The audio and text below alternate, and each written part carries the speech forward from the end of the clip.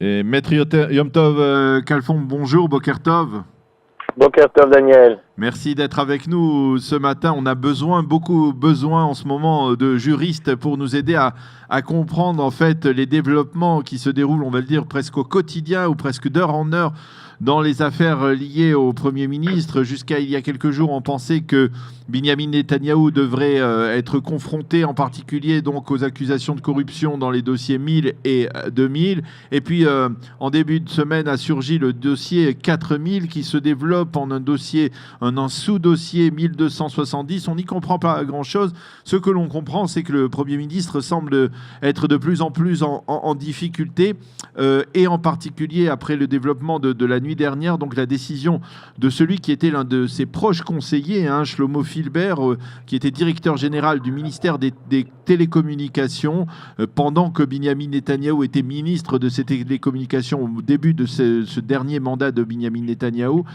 Shlomo Filbert qui a décidé de devenir témoin à charge, c'est la terminologie que l'on utilise, Oui. aide Medina, parce qu'on n'a pas de meilleure terminologie en français à utiliser, et qu'il pourrait donc incriminer Binyamin Netanyahou parce qu'il semble extrêmement bien placé, en tout cas disposer d'informations qui peuvent intéresser les enquêteurs. Alors, est-ce que véritablement la situation de Binyamin Netanyahou s'est dégradée au cours des 2-3 derniers jours?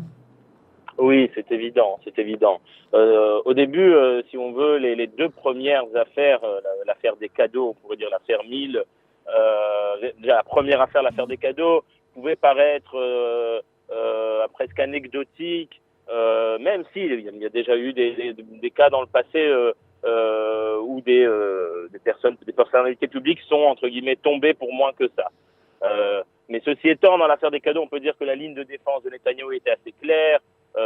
D'ailleurs, il a même dit qu'à l'époque, avant de recevoir ses cadeaux, il s'était fait conseiller par son avocat, etc.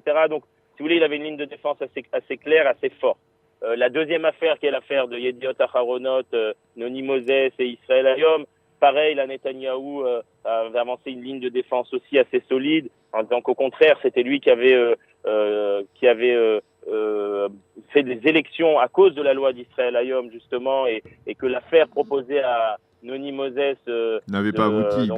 n'avait pas abouti, le deal n'avait pas abouti, et que c'était Netanyahou lui-même qui avait enregistré les conversations téléphoniques avec Noni Moses, l'éditeur du Yediot Aharonot. Donc pareil, à ce niveau-là, par rapport aux affaires qu'on appelle les affaires 1000 et 2000, si vous voulez, la défense de Netanyahou était solide, et on pouvait penser que le ballon allait se dégonfler. C'est moins le cas par rapport aux affaires 3000 et 4000. Alors dans l'affaire 3000, pour l'instant, Netanyahou, la 3000, c'est l'affaire des sous-marins. Des sous-marins. Netanyahou n'est pour l'instant pas lié directement, mais on ne peut pas nier que le fait que ses deux conseillers les plus proches, et son parent, même son cousin, et son avocat, donc Molcho et Shimron, sont liés clairement dans cette affaire. Cette affaire 3000 est beaucoup plus problématique, mais pour l'instant, en tout cas, l'enquête n'a pas avancé vers Netanyahou à ce niveau-là. Et enfin arrive l'affaire 4000 qui a explosé cette semaine, en début de semaine, avec des arrestations, je tiens juste à le préciser. Oui. Il n'y a pas une arrestation, mais 4, 5, 6 arrestations de personnalités très importantes. Donc Shaul Laulovitch, qui est le propriétaire de Bezek, la plus grande société de téléphonie en Israël, opérateur historique en fait d'Israël, la directrice générale de Bezek, et on s'appelle la Nala Prira, toute la direction de Bezek a été arrêtée, mais pas seulement. On parle de Nir Hefet, qui était le conseiller communication, de communication. de la famille Netanyahou, et évidemment Shlomo Filbert, l'un des hommes les plus proches de Netanyahou, pas seulement de l'époque où Netanyahou était ministre des télécommunications. Shlomo Filbert accompagne Netanyahou depuis 1996. Oui. C'est un de ses bras droits, et c'est son premier cercle. Faut savoir que Shlomo Filbert était aussi directeur de campagne de Netanyahou en 2015. C'est quelqu'un de très très proche. Donc là, si vous voulez, l'étau se resserre, et ces personnes ont été arrêtées, et il faut savoir que leur garde à vue a été prolongée par le tribunal. Et on ne prolonge pas une garde à vue s'il n'y a pas un début de preuve. Donc, dans le cas de Shlomo Filbert, par exemple, et dans les autres cas, c'est-à-dire qu'il y a même eu un appel qui a été fait en tribunal de grande instance, en fin de compte. Donc, des juges très sérieux ont regardé les preuves et ont considéré qu'on pouvait continuer la garde à vue. Donc apparemment, il y a quelque chose. Alors, On peut pas le nier. On comprend évidemment que Netanyahou, et c'est vrai, se défend en disant que c'est une cabale contre lui et qu'on essaye de le faire tomber à tout prix. C'est vrai que Netanyahou, depuis qu'il est au pouvoir et même dans les années 90, lorsqu'il était déjà Premier ministre, c'est vrai qu'on connaît ça. Il a été lié à beaucoup d'affaires et beaucoup d'affaires, en fin de compte, n'ont abouti à rien. C'est évident. C'est-à-dire que peut-être Netanyahou, plus que notre personne, a été particulièrement du fait de ses relations avec les médias. Mais oui, a été lié peut-être parfois injustement à beaucoup d'affaires. Et on peut comprendre là aussi sa ligne de défense où il dit, en fin de compte, toutes les 2 heures sort une nouvelle affaire. Laissez-moi tranquille, on a bien compris que vous voulez me faire tomber. Vous n'y arriverez pas. C'est ce que dit Netanyahou. est-ce que vous pensez, et c'est à la fois aux juristes, mais également aux militants que je m'adresse, est-ce que vous pensez que finalement, c'est-à-dire, ces affaires ont surgi parce que Binyamin Netanyahou a voulu tenter de prendre une forme de monopole sur la presse israélienne, par exemple, avec Walla, avec Israël Hayom, et il a voulu essayer de réagir à, on va dire, la haine farouche que manifeste une bonne partie de la presse israélienne à son égard, on va dire, pour aller au péché originel depuis l'assassinat de Rabin et depuis le fait qu'il est succédé à Rabin quelques mois après l'assassinat, à Rabin et à Shimon Peres. Est-ce que vous avez le sentiment que véritablement il y a un acharnement de la presse contre Binyamin Netanyahou, comme il le dit lui-même, ou alors finalement la presse fait son travail comme elle l'a fait dans le cas d'Ehud Olmert, où elle a même conduit ou a accompagné, on va dire, la condamnation d'un Premier ministre, puis dans l'affaire Katsav aussi, le président Katsav. Finalement, quel est votre sentiment? Non, je pense pas qu'on peut comparer la manière dont la presse s'est occupée de l'affaire Olmert avec la manière dont la presse suit les différentes affaires de Netanyahou. Non, j'étais là, j'étais déjà en Israël, j'étais déjà bien impliqué à l'époque où Olmert a été inculpé. C'était beaucoup moins, il y avait beaucoup moins de sensationnel. Aujourd'hui, il faut savoir qu'on a on dirait, on parle des affaires Netanyahou comme si on parlait d'une guerre, hein, Oui. avec des émissions spéciales, avec des antennes en continu, et pas seulement de l'affaire de Netanyahou. On parle de sa femme, on parle de ses enfants. Non, on peut pas comparer. Le sentiment qu'a Netanyahou d'être poursuivi par la presse, toute personne objective, on n'a pas besoin d'être de droite pour le dire, s'en rend compte, c'est évident. Il y a une guerre claire entre Netanyahou et les médias. Alors, est-ce que les médias attaquent Netanyahou uniquement parce que c'est Netanyahou et que c'est un problème personnel avec le personnage Netanyahou, ou parce qu'il est un Premier ministre de droite qui arrive à se faire élire et réélire?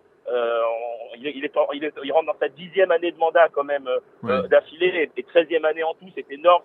Il est avec Ben Gurion, le Premier ministre qui est resté le plus longtemps en poste de l'histoire d'Israël. Donc est-ce que c'est parce que c'est M. Netanyahou, ou c'est parce qu'il est de droite et un Premier ministre de droite? Et ça, évidemment, ça horripile. Les personnalités à tendance de gauche diront que non, que c'est par rapport au personnage Netanyahou et pas du fait qu'il est de droite. Les militants de droite diront qu'évidemment la presse est dans sa grande majorité de gauche et fait tout pour faire tomber un Premier ministre de droite. Et on ne peut pas le nier que oui, il y a une différence. Et si vous comparez, par exemple, regardez comment le Yediot Aharonot, ce fameux plus grand journal, en tout cas à l'époque de Yediot de Olmert, c'était le plus grand journal du pays. Yediot Aharonot, par rapport à Olmert, a été beaucoup plus avec des pincettes. Avec des pincettes et ne l'a pas attaqué directement. Certains diront que c'est ce que fait Israël Hayom aujourd'hui avec Netanyahou. Mais donc on revient dans cette situation où en fait les médias ne font pas exactement leur travail qui est d'informer, d'être même si l'objectivité n'existe pas vraiment dans les médias, mais d'être au moins neutre. Ce qui se passe, c'est que les médias, on va dire de gauche ou de centre-gauche, si vous voulez, défendent le Premier ministre de gauche, et les médias de droite défendent le Premier ministre de droite. Et c'est ce qui est en train de se passer en Israël. Ça ressemble à ce qui se passe aux États-Unis avec Fox News et CNN. on rentre dans une situation. C'est la raison pour laquelle l'opinion publique a une très piètre idée, piètre image de la presse israélienne et des médias en général. Et je crois que ces affaires de Netanyahou, alors bien sûr, les gens qui sont de droite voient comment les médias s'occupent de cette affaire, et évidemment, certains sont révoltés, mais ça va bien au-delà. C'est-à-dire que là, on parle beaucoup des accusations de corruption de Netanyahou, mais il faut savoir qui Netanyahou a essayé de corrompre, en fait, ou par qui il a été corrompu. On parle de Walla, on parle de Yediot Aharonot, c'est-à-dire qu'en fin de compte, les médias eux-mêmes sont liés à cette corruption. Et c'est assez grave. Lorsqu'on parle de l'affaire Moses, donc de Yediot Aharonot, donc c'est l'éditeur du plus grand journal du pays qui a essayé de faire fermer son concurrent et en contrepartie de publications positives envers Netanyahou. C'est assez grave par rapport à part le fait de ce qu'a fait Netanyahou, l'Ichora, comme on dit en hébreu, apparemment fait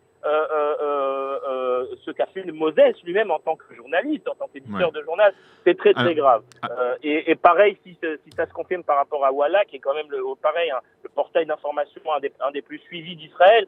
Donc c'est le même principe. Comment un portail d'information peut arriver à la conclusion que les journalistes vont être obligés d'écrire des articles en fonction d'un deal qui aurait été fermé entre le patron du portail et une personnalité politique. C'est assez grave. Alors Yom Tov, je voudrais vous ramener, parce que vous êtes juriste avant tout, vous ramener à des développements qui sont intervenus dans le cadre de ces affaires concernant ce que j'ai appelé tout à l'heure le témoin à charge, les témoins à charge. Oui. On le sait, un des très proches conseillers de Binyamin Netanyahou, Ari Haro, est témoin à charge et dans l'affaire 2000. Il aurait pu même faire des révélations dans d'autres affaires, y compris dans l'affaire 1000.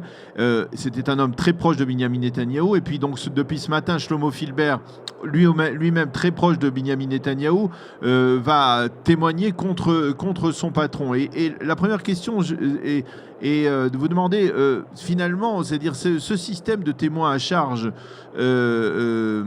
En fait, je vais vous poser une double question. Concernant Binyamin Netanyahou, comment fait-il pour toujours s'entourer d'hommes qui apparemment sont des hommes de confiance, mais finalement qui se révèlent être le moment venu, lorsqu'il il peut être en difficulté, eh bien, on va dire entre guillemets des traîtres qui se retournent contre lui.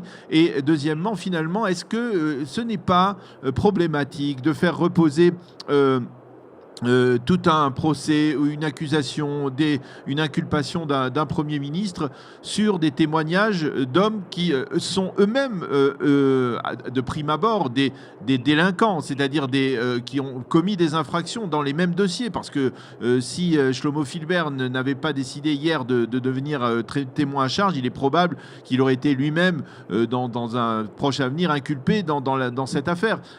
Au niveau moral et au niveau politique,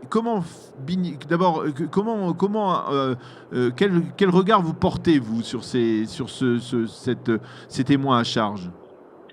C'est une pratique qui est courante, et c'est juste à préciser, cette pratique est courante pas seulement dans les affaires, dans les médias on parle beaucoup des témoins à charge en cas des affaires de personnalités politiques, publiques qui sont inculpées, donc là on parle du Premier ministre, etc. Mais c'est aussi le cas dans des affaires pénales au quotidien. C'est-à-dire que si maintenant vous voulez démanteler un réseau mafieux et que si vous voulez arrêter le parrain ou le chef de ce réseau mafieux, pareil, vous essayez d'attraper un de ses seconds et de le faire avouer et de faire donc ce système du témoignage à charge, c'est de dire si tu avoues et si tu fais tomber le boss, entre guillemets, si tu fais tomber le gros poisson, alors plutôt que d'aller plus de longues années en prison, on va réduire les charges et tu iras qu'une petite période en prison ou peut-être même pas du tout. Ça part du principe, alors au niveau de la morale on peut réfléchir, mais ça part du principe que l'intérêt, si vous voulez, du ministère public, l'intérêt du parquet est d'arrêter le chef et d'arrêter et d'inculper celui qui est à l'origine des faits en question, et qu'on sait très bien que dans tout système il y a celui qui est à l'origine, et après il y a les hommes de main qui mettent ça qui mettent ça en application. Et au niveau moral, on pourrait dire que c'est évident que s'il a un Premier ministre, peu importe, une personnalité importante, à monter un système problématique au niveau de la loi, et pour que ce système aboutisse, évidemment, il a engagé des hommes de main qui, en fin de compte, ont juste été les outils de l'application de ce système. C'est évident que ceux qui ont été engagés et qui ont fait leur intervention est secondaire ne doivent, entre guillemets, ne doivent pas payer pour celui qui est à l'origine du système problématique. Et là, c'est le cas, c'est-à-dire que Filbert, en fin de compte, est un conseiller de Netanyahou. Bon, certes, il a eu le poste de directeur général d'unité de télécommunication, mais il a eu ce poste parce qu'il est conseiller de Netanyahou. Ce n'est pas un homme politique, Filbert. Et les gens disent, bon, en fin de compte, mettre en prison Filbert pendant de longues années, alors qu'en fin de compte, c'est pas lui qui est à l'origine de tout ça, mais c'est son patron, celui qui est au-dessus de lui, donc Netanyahou. Donc, au niveau de la morale, c'est plus logique de lui alléger à lui sa peine pour permettre d'arrêter le vrai poisson, quoi, le gros poisson. Et c'est de ça que par ce système de témoignage à charge, lui, il est critiqué. Il peut être critiqué, mais si vous voulez, au niveau de, vous savez, quand on est dans une enquête pénale, on est obligé de faire avec les moyens du bord. C'est-à-dire que les politiciens et les personnes qui sont liées à des affaires pénales sont vraiment des personnes très intelligentes, qui savent exactement ce qu'ils font. Et souvent on a ce système où en fait le politicien joue ce qu'on appelle un peu la politique de l'autruche. J'ai rien vu, j'ai rien entendu, c'est pas moi, c'est mon conseiller, c'est mon entourage. Moi je suis pas lié. C'était aussi par exemple la ligne de défense d'Ehud Olmert. D'ailleurs, Ehud Olmert a été inculpé dans 7 affaires différentes. Dans la plupart, il a été où le dossier a été fermé, où il a gagné son procès tout simplement parce qu'il a toujours usé de ce système. C'est pas moi, c'est mon frère, c'est pas moi, c'est mon conseiller intel. C'est des gens de mon entourage qui ont voulu agir pour mon bien. Moi, je n'étais pas lié, je n'ai rien entendu, je n'ai rien vu. Et seul le témoin à charge peut dire oui, il a vu, il a entendu, c'est moi qui lui ai dit, c'est moi qui lui ai transmis. Parfois il y a des enregistrements et c'est là où évidemment tout le système arrive à s'effondrer. Une dernière question, Yom Tov Kalfon, est-ce que vous avez le sentiment que on va dire le processus de démission ou de limogeage, ou en tout cas de retrait de la vie politique de Binyamin Netanyahou est engagé, ou alors ça va prendre encore beaucoup de mois, c'est-à-dire, est-ce que vous avez le sentiment que on va pouvoir patienter tranquillement, que le conseiller juridique du gouvernement prenne une décision dans chacun de ces dossiers, 1000, 2000, 4000, 1270, etc. Alors, lorsqu'on était encore, j'ai envie de dire à l'époque, maintenant c'était il y a quelques jours, des affaires 1000 et 2000, les premières affaires, l'affaire des cadeaux, etc., on pouvait croire que ça pouvait encore durer pendant très longtemps et que ces affaires pouvaient être fermées par le conseiller juridique du gouvernement pour faute de preuves. Et on sait qu'il y a eu des fuites dans les médias, comme quoi le parquet lui-même avait considéré que dans ces 2 dossiers, les preuves n'étaient pas tangibles, etc. Depuis le début de semaine, donc ces quelques jours, et depuis donc l'affaire Bezek a éclaté, ça devient plus compliqué pour Netanyahou. Il faut le reconnaître, et malgré on peut dire toute l'amitié, le respect pour qu'on peut avoir pour lui, pour ce qu'il a fait pour ce pays, au niveau juridique, en tout cas, ça s'annonce mal. Il faut en être conscient. On parle, l'affaire Bezek a été déjà, il faut le savoir, a été déjà entre guillemets enquêté par le contrôleur du gouvernement, le Mevaker, le contrôleur de l'État, le Mevaker Amdina, qui a publié déjà un rapport l'été dernier où il a déjà mis le doigt sur le comportement de Shlomo Filbert et a fixé que beaucoup des décisions qui ont été prises par rapport à Bezek n'ont pas été prises dans l'ordre des choses et encore une fois, le contrôleur de l'État ne peut pas ouvrir une enquête pénale, mais c'est-à-dire que ces affaires, les preuves sont plus tangibles, en tout cas au niveau de l'affaire Bezek. C'est beaucoup plus solide. C'est beaucoup plus solide. Et comment est-ce que Netanyahou va réussir à tenir? Alors on sait qu'il est un magicien. il est souvent surnommé. Il y a 20 ans, 22 ans, une affaire similaire qu'on appelle l'affaire Baron Revron, qui ressemble un peu d'ailleurs à l'affaire de la 1270 de la juge Gertel. Et à l'époque, il a réussi à ne pas se faire inculper en 1997. Alors, tout est possible avec Netanyahou parce qu'il est vraiment très fort. Mais il faut, d'un point de vue purement juridique, ça semble compliqué. Ça m'étonnerait pas qu'il y ait des députés de gauche qui aillent à la Cour suprême pour demander, pour dire que c'était fait à l'époque de Olmert aussi, pour dire qu'on peut pas gérer un État, un pays dans une situation où on doit s'occuper quotidiennement d'affaires pénales. Imaginez-vous avec la situation sécuritaire du pays, la Syrie, l'Iran, etc. Comment un Premier ministre peut à la fois agir au niveau de la sécurité du pays, en même temps être lié à toutes ces affaires pénales. C'est très dur, c'est très très dur. Donc, si au début, en tout cas, lorsqu'on parlait des affaires 1000 et 2000, on pensait que ça allait durer encore un an et qu'on allait arriver en 2019 à peu près à la fin du mandat de Netanyahou, là, ça va aller plus vite. Oui, ça devient clairement plus compliqué. C'est possible que le conseiller juridique du gouvernement aussi accélère le processus du fait de toute cette situation qui devient petit à petit intenable pour Netanyahou. Eh bien, Maître Yom Tov Khalfon, merci d'avoir été avec nous ce matin pour nous éclairer donc dans ces méandres de la justice israélienne et des affaires judiciaires concernant le Premier ministre Binyamin Netanyahou. Peut-être que nous aurons l'occasion de nous reparler dans le cadre de ces affaires au cours des prochaines semaines et des prochains mois. Merci d'avoir été avec nous et bonne journée. Shalom, shalom. Voilà, il est 8h35. Nous allons marquer une petite pause et tout de suite Eliana Gurfinkel avec sa chronique Un jour notre histoire.